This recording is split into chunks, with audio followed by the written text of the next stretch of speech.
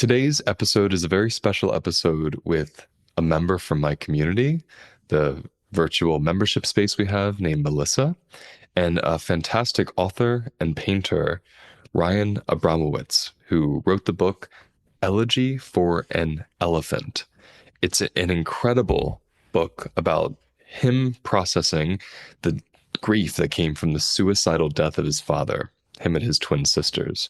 Um, a captivating book, a gorgeous, simple, nurturing, but deep read. And all proceeds of this book, all the profits, 18% of them, I should say, go toward mental health organizations. It's Ryan's attempt at having reciprocity, at giving back to people who need that kind of support, who are going through similar things and other things. So please make sure as you listen to this episode to connect to yourself, see what emerges in you, reach out to Ryan, and buy the book, support him and other people who could use it. I want to welcome two people to the episode, my wonderful Melissa and Ryan Abramowitz. Thank you two for being here. Yeah. Thanks for having us. So this is a special episode for me because there's this book, Elegy for an Elephant, that Ryan wrote, and we're going to get to that whole experience in a moment. But the book came to me through a member in our community space, Melissa, who discovered it when she needed it the most and shared it with us. And it was just such a moving prayer, really, about death and about transformation and loss and grief that I also needed to hear. So I wanted to start with you, Melissa, just to explain it, even so Ryan can hear. How did you find this beautiful work of his? Oh, well, my childhood best friend took her own life last September last year. And it was my first connection with suicide. And in that process, I became so curious about other people's experiences because it was something that I'd never touched, like I said. And I came across an interview with you, Ryan, on the Mahasoma podcast.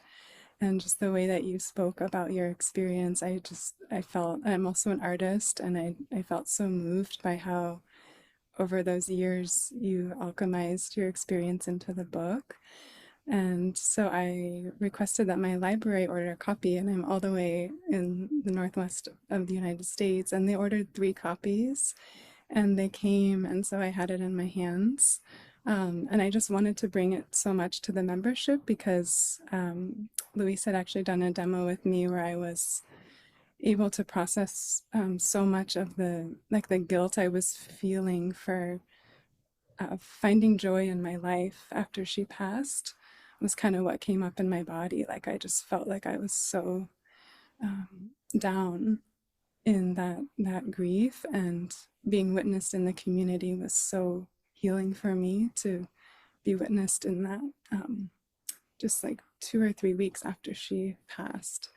And so I wanted to bring the book as a way to just share again part of my journey. And then Luis asked if I would read it, and reading it was so beautiful, having everyone listen and be able to speak your words and show your pictures.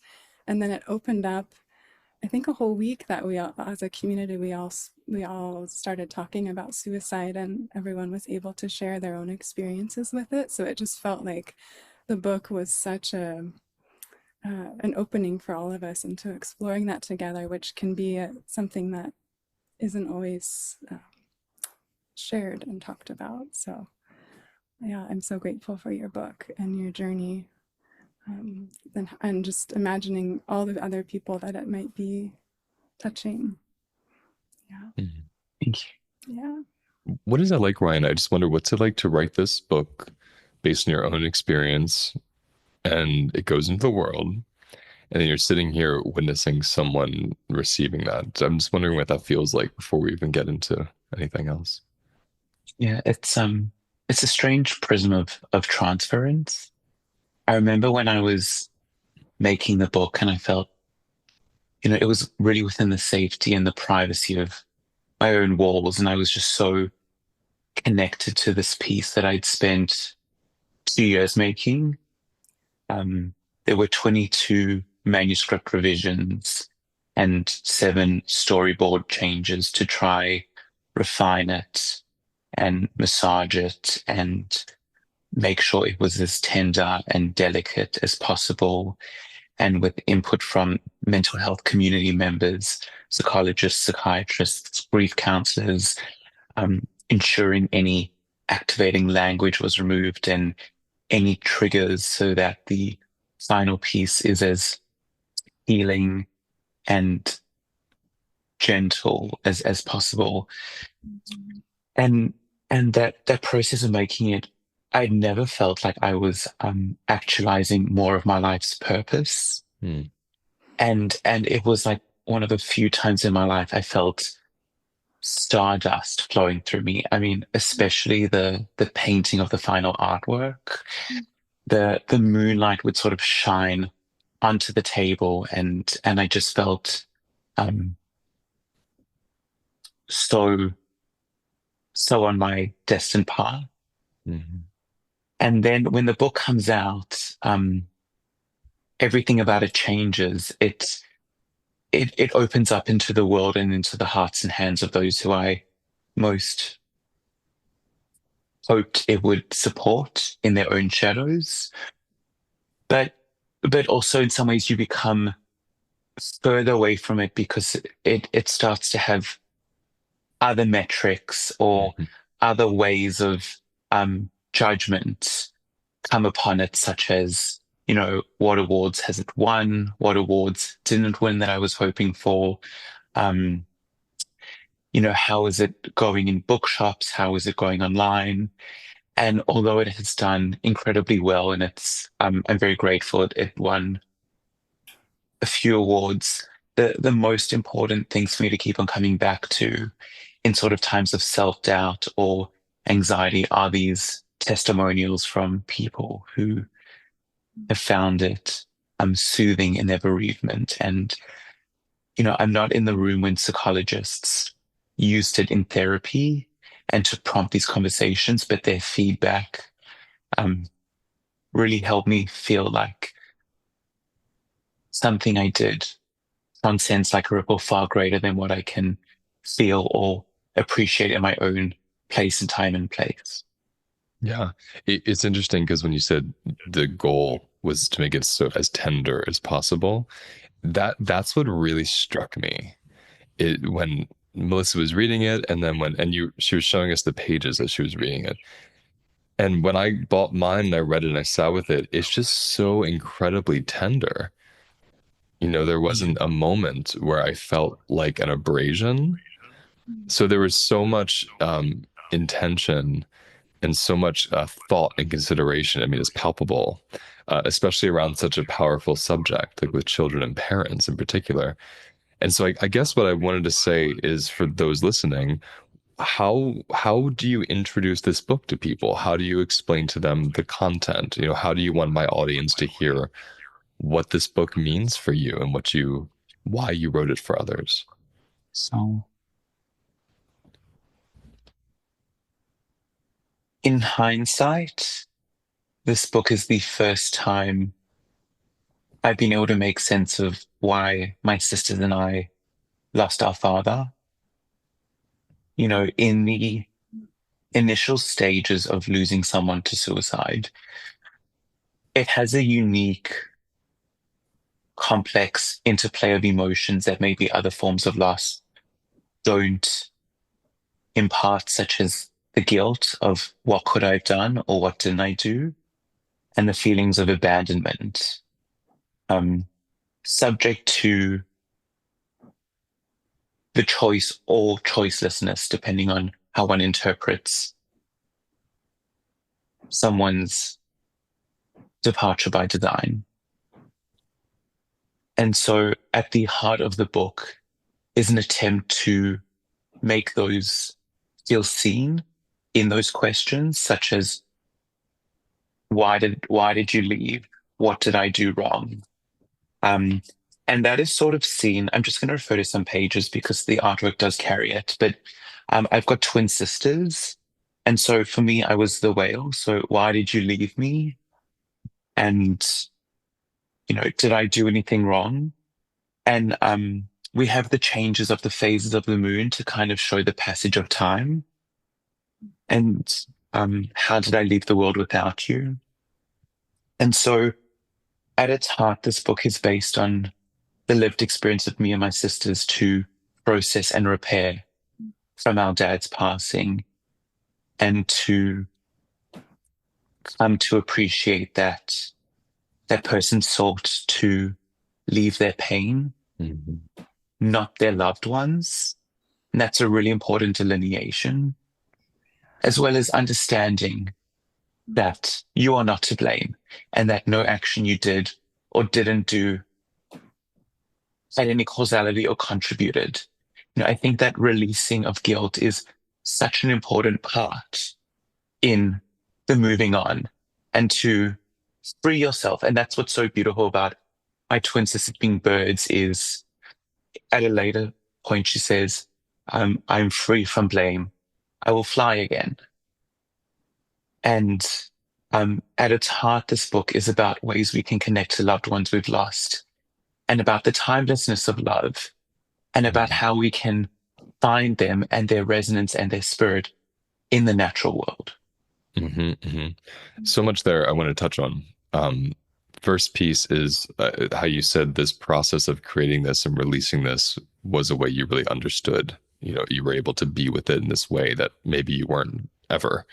And I think that's the beauty of art, is that witnessing of an experience and kind of letting it reorganize itself in you, especially as you, like you said, you did so many revisions to get it to this place where it could really land. That delineation between you're leaving your pain, you're not leaving me, I think is one of the most powerful pieces from the book that I really loved. Because in my work I've done with people who have lost loved ones to suicide, it's that same experience.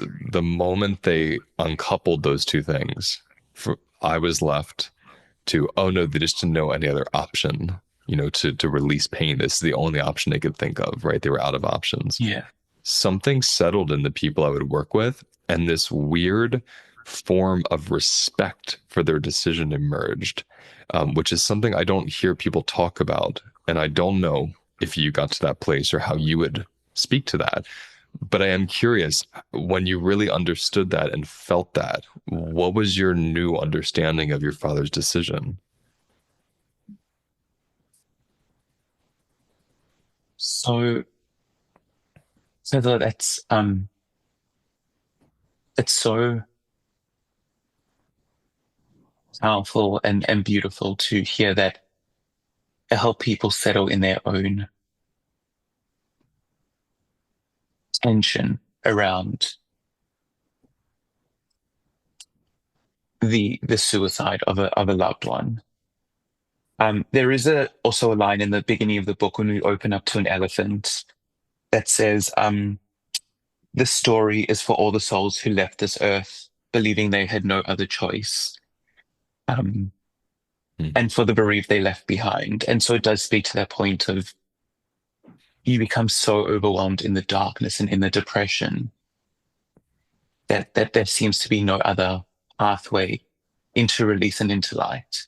And I understand that for a lot of people, a common feeling is also anger at that person. But for me, I just felt so much sadness that my dad felt so little about his own self and his own self-worth. And for me, another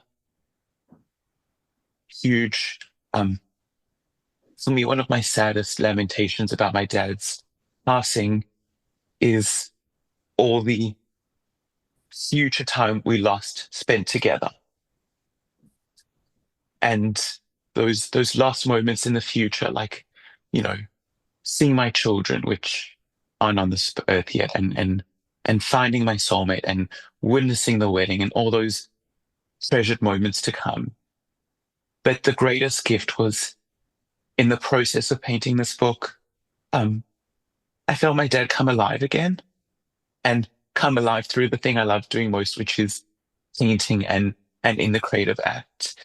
And, elephants are so rich in visual culture, like elephants, whales, dogs, cats. There are certain animals that are very prolific in imagery around us. And now when I see an elephant, I feel very reassured and I feel, there he is. My sister's in safari at the moment in Kenya, and she's like, there's Daddy Joel. And before I'd done this book, I don't think she would have seen an elephant and Hmm. made that association. And um, as the readers will hear at the end, there's lines about where all the children feel the presence of their father in stars, in sun, in wind. And, now when I hear the mellifluous rustling of the leaves, I feel my dad singing there.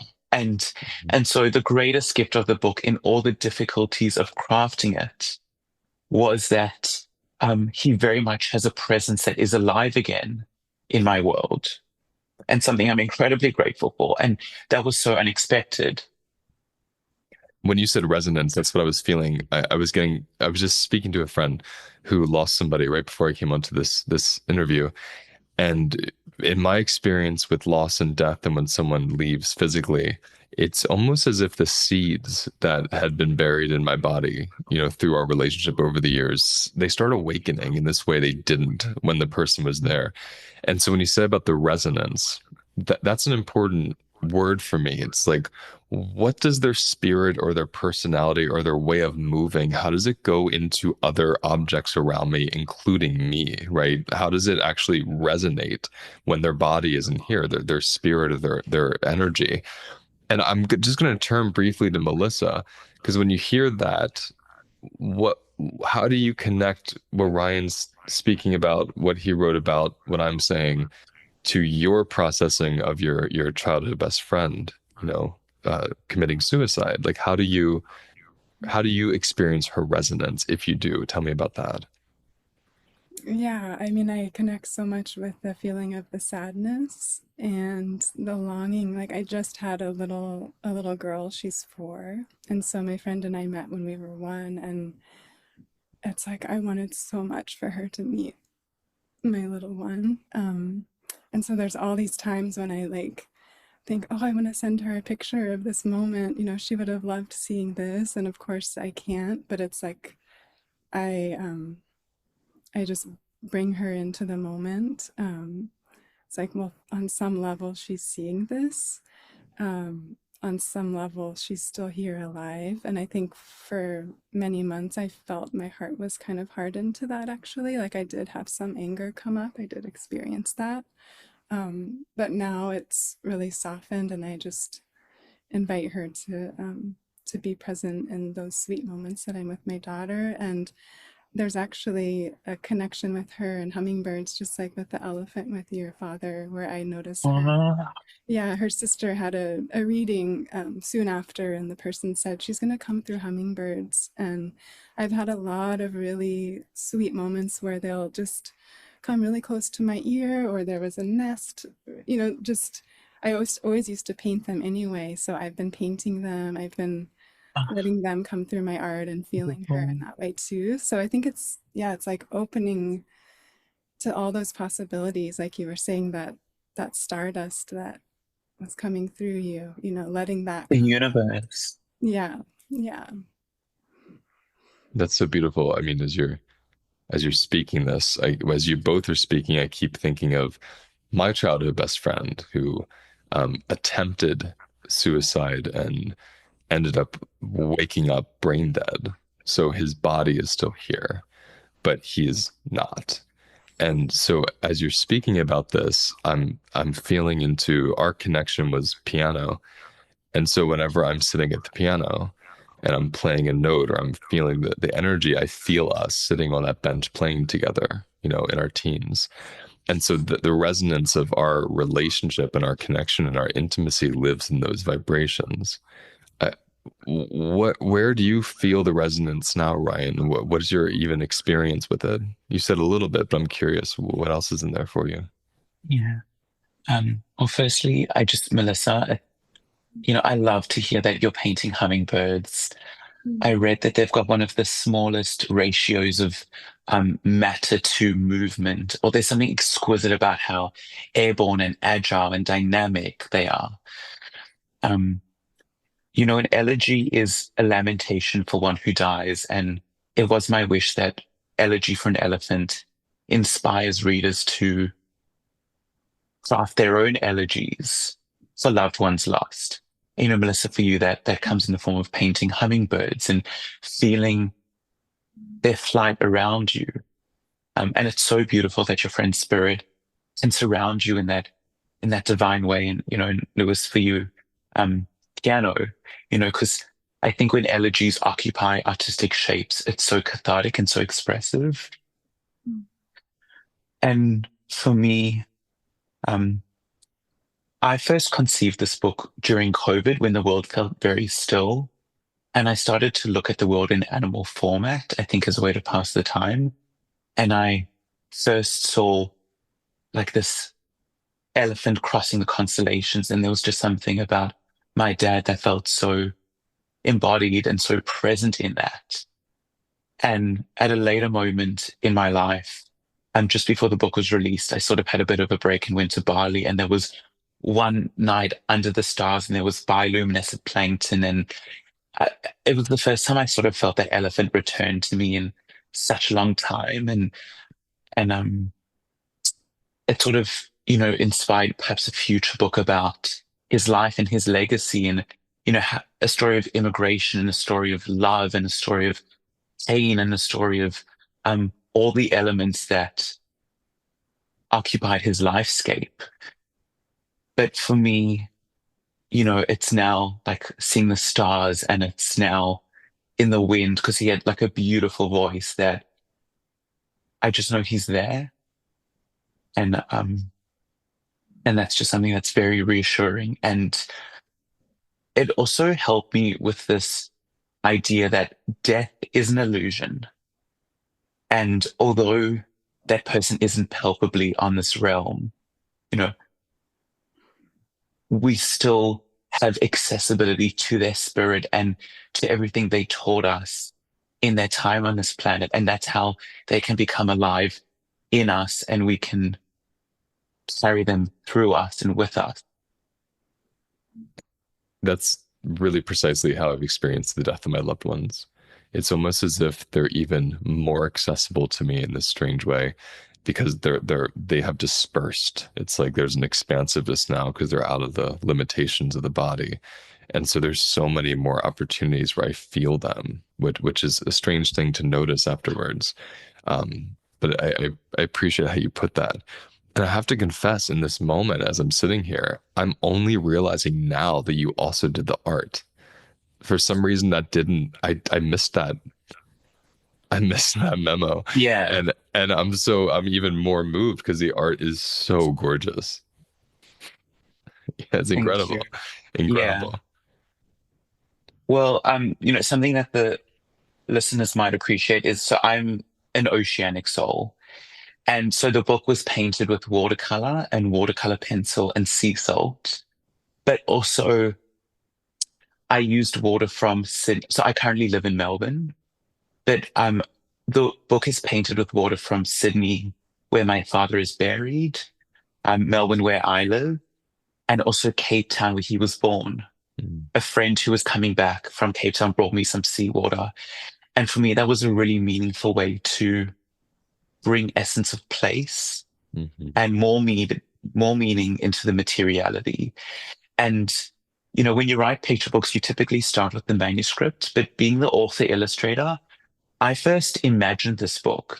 I first saw this elephant crossing the stars and two birds and a whale calling their father's soul. And it was sort of interesting to learn the process as my first book, that I had to go from the artistic imagining of it back to a manuscript and then eventually integrate them together. And although you can't really see it now, when I was making the book, this was covered in storyboards, and this is kind of like my studio, but it just kind of saturated the walls. I mean, I've still got a few photos of us together there in Mhm. Wales and elephants, um and I think art for me was my primary visual language. So the writing was always second in nature. Mhm. Mhm. I feel that because when I look through it, the story I get and the movement in my body is immediately in resonance with the art and the movement. I mean, there's so much movement in these paintings. They're incredible. And when you bring in that piece of the salt water and the place, it's such a ritual. This whole book is just this beautiful ritual you've put together Thank you. for for your father. And it's really felt. It's I'm a somatic therapist, so I'm so connected to the physical resonance before story or meaning. And the moment Melissa would share it, I remember she would read it. And it was like, yeah, those words are moving. And then she would pause and show us an image. And there would just be this instantaneous something would move and reorganize inside of myself. And I'm just wondering, Melissa, just as you're hearing more of the background from Ryan and connecting, what's happening for you here since this book was a big part of your experience? Oh, I love it because I'm also a watercolor artist and I've also collected water from different places Oh, in no. the ocean and stuff. So I feel like my friend and your dad and, just that kind of magic that brings that resonance and connection together. Yeah. And I also feel like watercolor and that visual art is like, it's like my language too. Somehow I can communicate so much through that medium. And so, yeah, I just feel really a kinship with you with that medium in your process. Yeah. Yeah, absolutely. Yeah. And Likewise. I wore my octopus sweater just I for this noticed because that. I'm wanting to invoke the sea. So Yeah. I'm Same. appreciating it. I see, I see. So Unintended. I have coral here oh, too. okay, there we go. Yeah. The three sea witches are coming together. So I guess what I'm wondering as we start to wind down this, I could do this for an hour. You two are so calm to be like in between virtually these motions of how you both speak and hold. There is a similarity even between your energies. It's very special that of course you found this book, right? Because it's his beautiful heart and spirit and energy that's also going out into matter and something in you connected to that. I guess what I'm curious about as we close, Ryan, I'm gonna ask you and Melissa the same question. Starting with Ryan, how do you witness life differently because of what you went through? Because there are so many stories of a tragedy like this, and then people feel really slanted toward life or slighted toward it. But what's it like now that you've processed this in this way and created something for others? Almost like this whole experience of your father and the tragedy brought forward this beautiful gift for so many people. Like, how do you see the world from that? Sorry. An incredible question. I think for me, my family's sort of finally at a place that's resolved, more resolved. Um, look, I think every day is an ongoing journey to be at peace. And there's sadness in every day. But, Melissa, you spoke initially about the guilt around feeling joy. Whereas now I feel that joy is shared with my dad and, even with my grandparents. Um, because I also feel this book is not only exclusively for suicide. I mean, whilst it does uniquely zone in on suicide in a way that I've never seen any other picture book in the world do, especially through metaphors of animals from land, sea, and sky, which can account for the way anyone moves through life. It's also more broadly about acceptance of loss and all sorts of grief. And I think as a result of having done the book, um, I feel more grateful for where we are. And I also feel that the orientation of my life is moving perhaps more towards the creations that continue to actualize my life's purpose and my life's work. And, this book was independently published because I was so, I wanted to have a level of creative autonomy for its artistic shapes, for its writing, for its painting. And so the publishing name Narratives of Nature is something that I hope I'll be able to bring many more stories of the natural world and our human nature through. And I think Elegy was, I've got this baby elephant that I'm carrying and I'm looking after, and I'm sort of, moments like this, kind of seeing it move into the world, and please God, its reach continues to expand, and it connects with the readers who it can really help in their own processing. Yeah, and I just want to remark on what you said about how no other picture book, dives into this particular subject, especially for children, but it's really for adults as well. But yes, something about the images, again, tenderness, like safety, security, softness, depth. There's so much comfort in the imagery about something that can be so uncomfortable. So really well done there. I think that's very special about this. Melissa, how would you answer that same question? How do you see life as you move through the grief of this friend and any other grief? Well, I keep remembering this moment. It was 2 days after I found out, and my daughter and I were outside, and I was just in so much sadness. And then, when there's about to be a rainbow and the light's coming in a certain way in the clouds, and I realized there's going to be a rainbow, and rainbows were one of the other things that we always connected on, my friend and I. And there was a huge rainbow, and I just I just started sobbing, like, and my daughter, she was not quite 4, she was 3. She just like held me, and we were getting wet, and it was raining, and so that moment keeps coming to me, because now when I see rainbows, I think of her, and I think I'm like just not even a year and a half, it's still quite fresh for me. And I guess through the mothering of my daughter and being with her in her childhood, and I know for my friend, like, our childhood memories were some of the most special. That time that we shared was just like such a root for her in her life. So like the more that I can bring her into my mothering and my time with my daughter, and that magic that I think she and I, we knew it together, because we shared that time together, and like she and I knew each other through that time in ways that no one else did. Mm-hmm. And so I'm just continuing to bring that into my mothering and my time, as my daughter is in that same age that we were when we were just like our peak together, so yeah, I think magic, and maybe there's some creative offering, some way that she'll come through me in the future as the journey unfolds, and I find more peace and more ways to let her come through me. Yeah. Mm. Just want to thank you both. I'm feeling really grateful. My heart feels so full as I just listen to both of you share these experiences. It's so gorgeous and tender.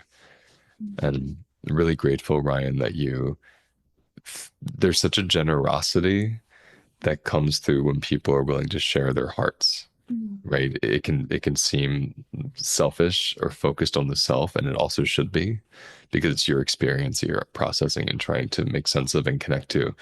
And in that is still the residue of your own processing, is this gorgeous gift to the world. So I'm just so grateful for the generosity that comes from someone kind of investigating their own heart and what's in there, and being willing to bring it out and show it to themselves, and then the next step to the world, and release it from themselves and see what the world does with it. It takes a lot to put your tenderness out there like that. So I'm really grateful to you for that. And Melissa, I'm so grateful for you that your heart found this book and you brought it into our space, and you read it to us, and you moved our bodies and our hearts, and we were able to do much deeper work around suicide for people in the group that we didn't even know needed it. So just an example, Ryan, of how those seeds of your own heart and generosity are just being planted beyond what you could even know. Thank you, my friend. And thank you for the opportunity to share it with those in your community, and for platforming this. I'm really grateful, and Melissa, it's been incredibly special to connect with you, and it's one of these moments that I hold very tenderly in my heart. Mm, you too. Thank you so much. I'm so grateful to be here and again just feel that weaving. Harmony, Mhm. yeah, in harmony. Absolutely. Absolutely. Mm. Well, everyone watching, you can sit back and grab a pillow and get really comfy because we're going to have Ryan and Melissa actually read the book to us. And there will be beautiful imagery of Ryan's paintings and the pages on the screen. So we will transition over to that. Thank you both so much. Elegy for an Elephant. This story is for the souls who left this earth believing they had no other choice, and for the bereaved they left behind. An elegy is a lamentation for those who have died. This is an elegy for an elephant named Elysium. It explores the loss of a loved one through suicide and the healing touch of nature. Elysium's family was sleeping when he ended his life and his soul left the reef of this world. The coral was dark, the clouds were light. When they learnt of Elysium's death, the stars wept. The ocean heard their sorrow, and the wild waves woke Elysium's children, wonder, grace, and hope. Swallowed by grief, the children shed tears that swelled the tides. Their agonized cries of shock carried them aloft. Why? Why? Why?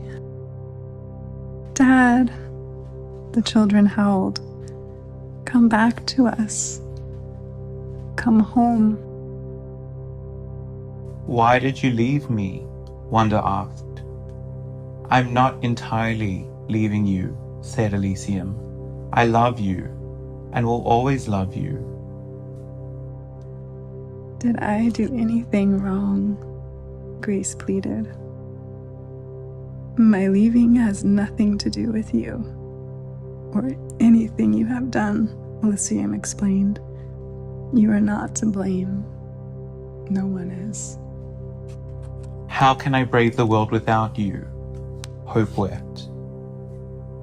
It is okay to feel sad and angry, Elysium said. Trust yourself and take your time. Nature's way is to heal. I never meant to hurt you, Elysium murmured. I am so sorry. Why did you suffer in silence? The children asked. We wish you had said something. They didn't want to leave. Elysium's gaze was as soft as the glow of the moon. It is time for you to go home. Mourn my death, but your lives will continue, he said. I will love you for all time. At home, the children found their mother weeping and heavy. It was his pain that Dad wanted to leave, Wonder explained. It was not us. I felt so guilty that it clipped my wings, Grace said, but now I know I'm free from blame. Even with a piece of my world missing, said Hope, I'll find peace. His spirit and love are with us, their mother agreed. I will heal, Wonder said, as together they planted flowers. I will fly again, Grace said, as they lit candles. I will grow, said Hope, as they sang prayers. And I will find strength, their mother said, as they watched the flowers bloom. When Wonder saw the stars, it was his father's smile. When Grace felt the sun, it was her father's warmth. When Hope heard the wind, it was her father singing. When their mother looked at her children, she saw their father. Those who leave live on through our living, through the feathers of our flying, the ways of our walking, and the fins of our flowing. Their love lives on, through the clouds of our dreams, across the landscapes of our hearts, and in the oceans of our souls.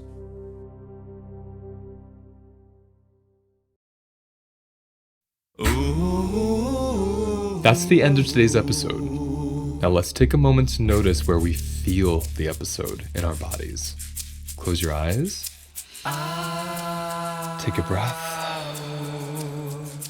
And let whatever wants to come up, come up.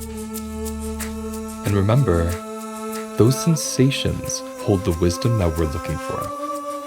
If you want to go deeper, visit holisticlifenavigation.com.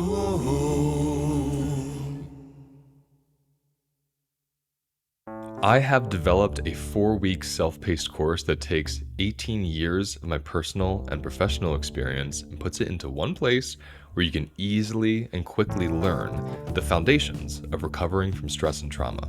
How does the food you eat affect your stress levels? How do the relationships in your life create stress or peace? How does the relationship you have with your body allow you to feel happier and more settled? I will cover all this and so much more in this 4-week self-paced course. And the best part, it's self-paced. You don't have to sign up at a certain date or finish it at a certain time. It's yours for life, and it's waiting there for you when you're ready to finish it. Throughout this course, I'll be teaching you philosophies and practices that combine my 3 favorite modalities: somatic experiencing, embodied parts work, and nutrition. For more information on this course, click on the link in my episode details.